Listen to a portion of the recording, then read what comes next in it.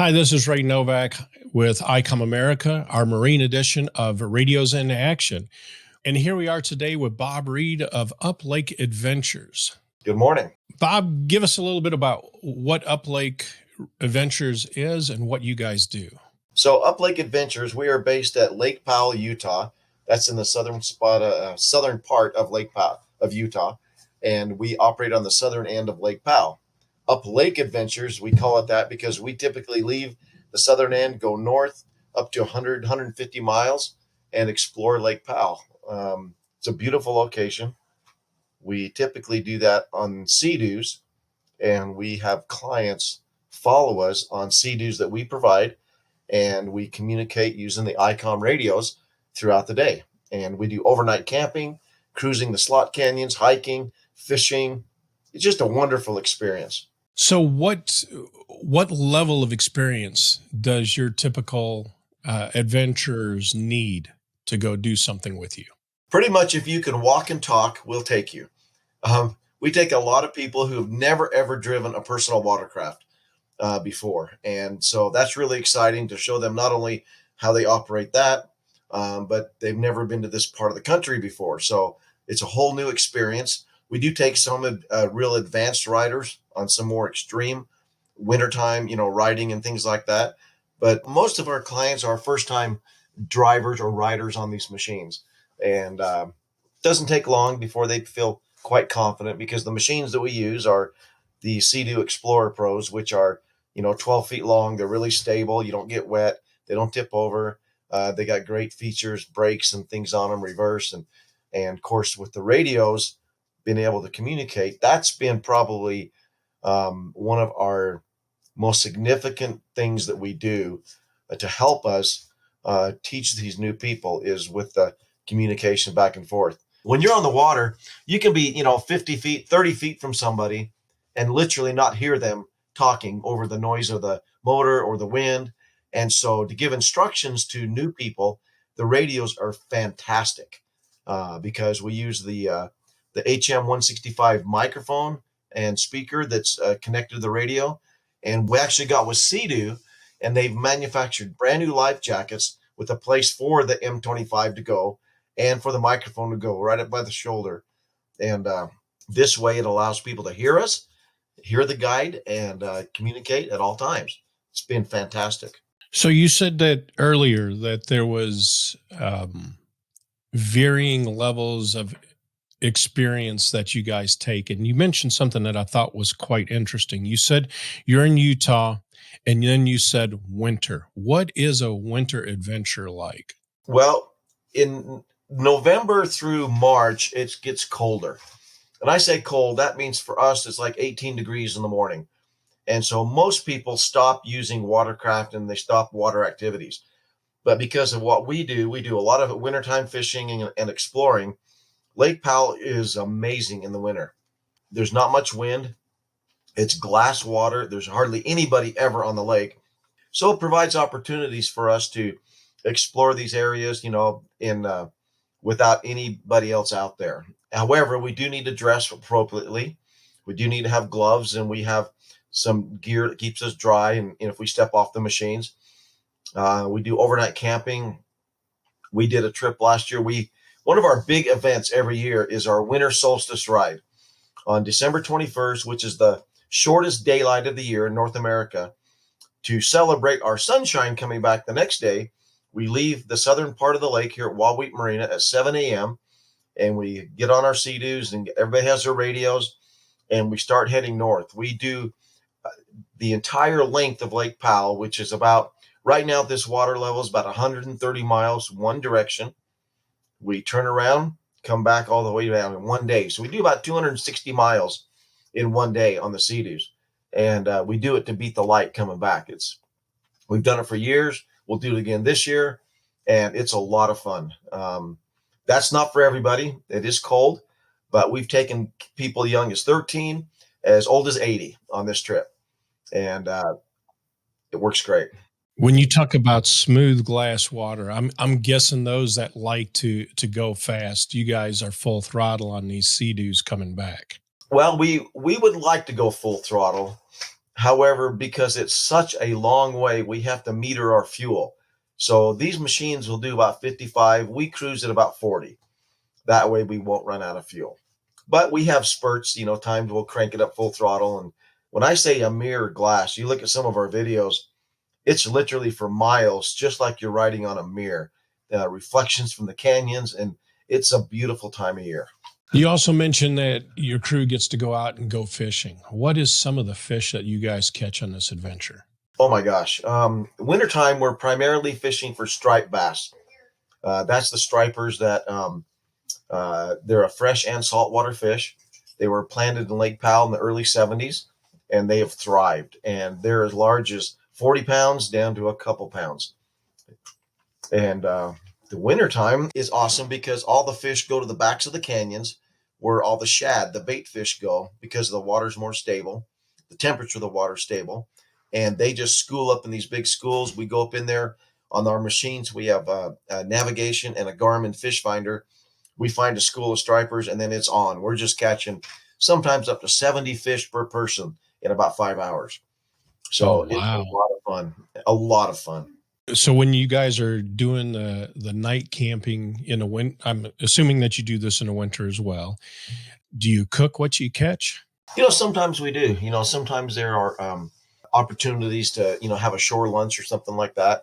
One of the things that I personally do is I'll go up the lake by myself for 3 days, don't bring any food, and just live off the lake, catch some fish and eat it. And so there are striped bass in the lake. There are largemouth, smallmouth, crappie, walleye. Walleye is really good fish to eat. But the wintertime, we're primarily focusing on stripers. Most of the other fish slow down a lot and just kind of wait for the spawn to happen in March. And then when March, April, May rolls around, it's incredibly amazing fishing for all species. And we catch a lot of fish. So how long have you been doing this? I've been operating Up Lake Adventures for about 6 years. And we take clients from all over the world. We also have a large boat that we take people on, but our primary adventure is on the Sea-Doos. And we do it that way because it's such a more personalized experience. When you're driving your own machine, we always say, command your adventure. That's kind of our tagline. And that means you're in control. You can go as fast or slow as you want. You can, you may want to go explore a little canyon on the side. Somebody else may want to just kick back and sit in the sun for a minute.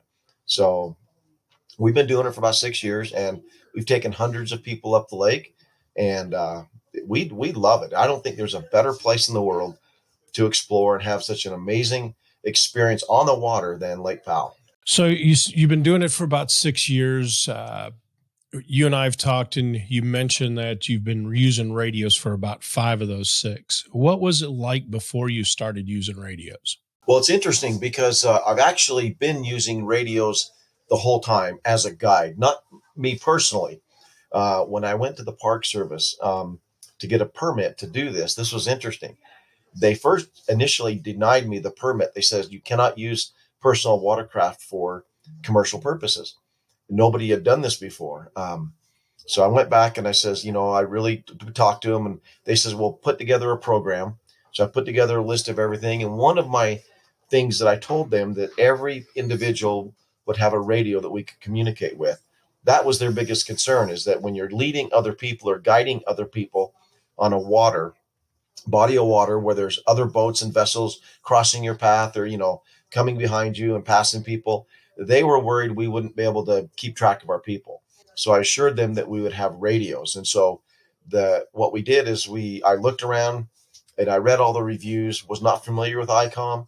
I had 4 machines at the time, so about 5 Icom M25s. And boy, we never looked back.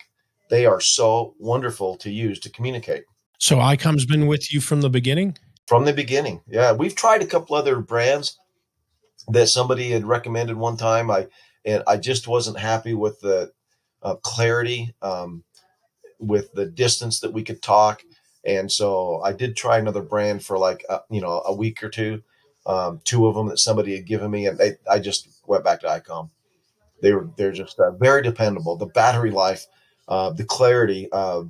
We don't get them wet too often, but in the summertime, we'll have somebody just jump off the machine with the radio on their vest, and it gets all wet, and they freak out thinking they've ruined the radio. I says, no, It's great. Hop back on and away we go. So we love the Icom radios. Well, you did touch on one of the number one questions we get at a boat show is how far can we talk? And it's good to hear that kind of story because we really start getting into the technicalities about curvature of the planet, how far from the boat deck to boat deck using a couple of handhelds. But have you run into a situation where the group spread out farther than your radios would talk? We have one of the challenges at Lake Powell that makes it unique. It's not just a big wide open body of water. There's lots of canyons, and I say canyons that could be 50 feet wide or 10 feet wide or 200 feet wide, and walls on each side maybe 500 feet tall. And so you go up around a couple of corners, we're not going to be able to communicate. There's just no line of sight. There's no way. We usually get around one to maybe 1.5 corners, and then we're good. Um, but we've noticed on the open area, we've had 2 miles, 3 miles sometimes straight up that we can just talk just fine. That's line of sight with nothing in the way. We're not very high above the water. We're pretty low with these machines, but they work fantastic. We typically don't get spread out too far. Funny that you'd mentioned that. I just got back from the Fort Lauderdale International Boat Show, and on the open water, the people that we were talking to, you would never think about talking about canyons. But in your particular situation, in a lot of the inland waterways, the rivers, you get a landmass in between a couple of boats, or like on the Mississippi River, you've got barges and tugs and things like that. Once they go around the bend, it becomes a little bit more difficult as far as the distance. Well, and something on that, it's not just handhelds that have that challenge. We have a big vessel with big antennas on the top, and we're 15 feet above the water, and we have the same issues going around the corners in these canyons, and you lose that. You don't have the ability to communicate. So I think the handhelds, they hold their own pretty good. And I'm glad to hear they work perfectly for what you want to do. And we ended up being the radio of choice. Uh, you like the M25. I think on your last batch, we convinced you to go with the M94s, and that seemed to be a little bit of overkill for what you guys are doing. IAS, we don't use that. The battery life didn't seem to last as long just because of all the features. Um, M25 is a little thinner, fits in the life jacket a little bit better. The battery, we've gone on 3-4 day trips, and we've used these for 3 straight days without the battery going dead. We turn them off at night, turn them on the next morning, and they work just fine without recharging.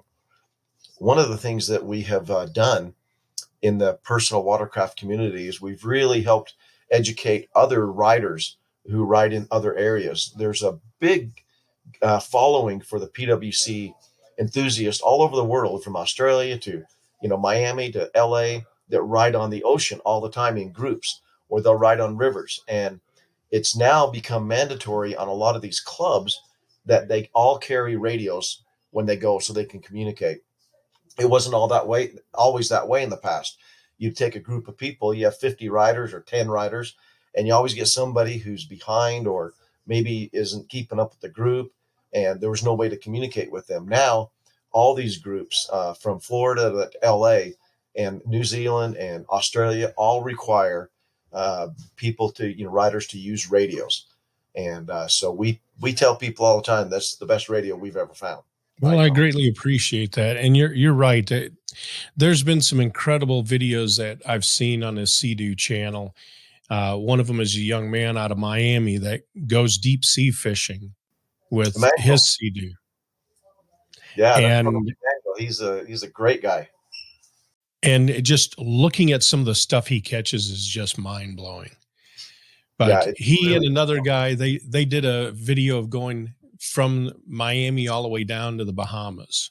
Yes. Of course, they did have a chase boat with them to make sure they had plenty of fuel and things like that. But man, that looked like a fun ride. Yeah, Emmanuel came out and did an overnight trip with me on Lake Powell, and he was really good at catching the fish, and we had a great time. And I actually gave him one of my Icom radios, and then I think he ended up in a bad storm somehow losing it. So there might be an extra one floating out there somewhere. Well, I have tried to reach out to him to see how we can help him, because the video that I first saw at last year, he definitely had an M94, and it was in one of the beauty shots of what they were doing, and I'm like, oh man, thank you very much. Yeah, that was the one I gave him when he was out here.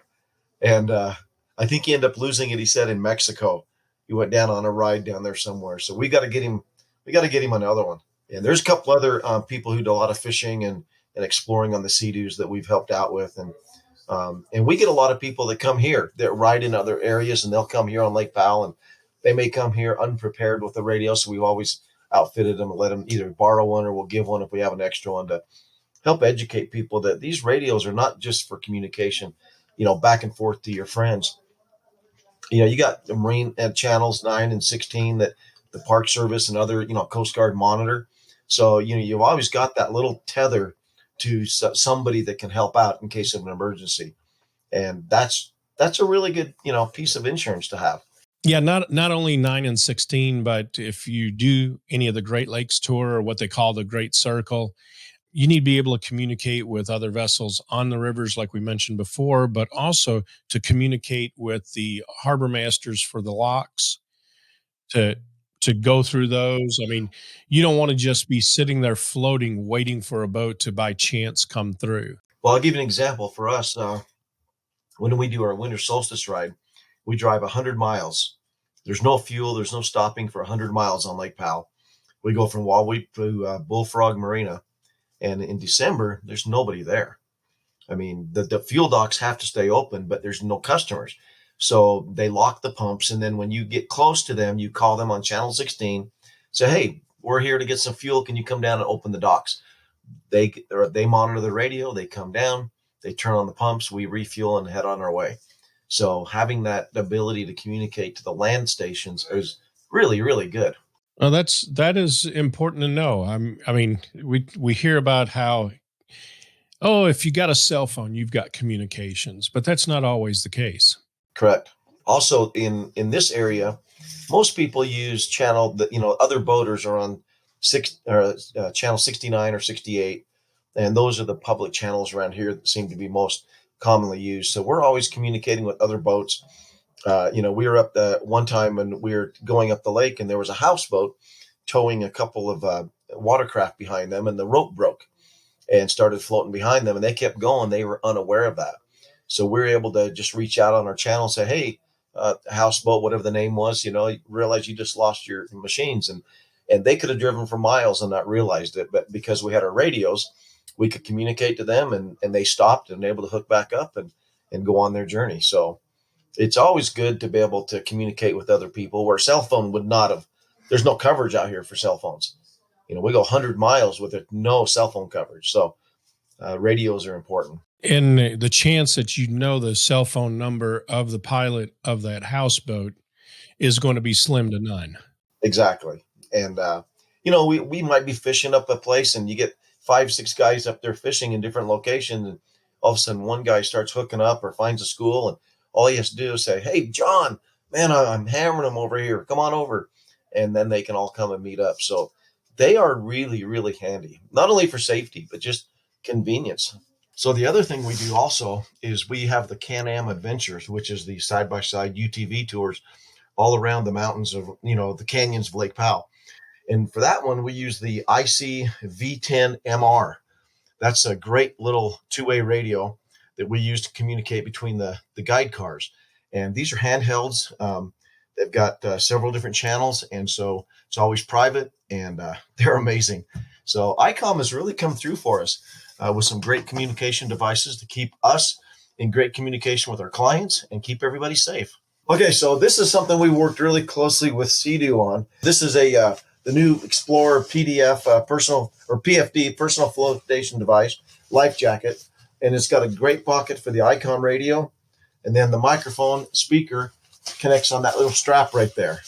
So if you can see that, that keeps it right there. So you can just reach up with your hand, use the microphone, use the speaker. It's right by your ear. You've got that with you all the time. And so it makes communication just amazing. Without this little strap up here that they put in now, you'd have to put the microphone somewhere else, and it just isn't as effective. So it works out. Yeah, with it that low on the chest, you get more engine noise than you do human noise. Exactly, and it's not close enough to your ear to be able to hear it when you're driving. So it's a great thing Sea-Doo has done, and we really appreciate them listening to us. And now this is in production for this next year that everybody will be able to have that. And as we educate more people on the importance of a handheld radio when you're on the water, especially if you're by yourself, and a lot of people do solo riding, this is a great way to manage that and to put it on there without having to, worry about where you're going to put it. And it's always with you. That's what's nice about this. Some people take a handheld, they'll throw it in their Sea-Doo or their personal watercraft, and they'll have it in the storage compartment. So if they need it, they can get it. But if you get, knocked off your machine, or you're floating or something, or you got to get to it right away, or there's a vessel approaching and you got to say, hey, or something, it's right there. You don't have time sometimes to reach down and dig through and turn it on. And this way it's always on. It's always at your fingertips. This is an amazing feature that we're so excited to have this year. And really kudos to Sea-Doo. That PFD looks like it's very comfortable to wear. I remember as a kid, and even at the boat show, they still sell them. The big orange ones that will have the cushion behind the head, and then it ends up being real big and bulky, but that right there looks like it becomes a piece of you, and it's very comfortable to wear.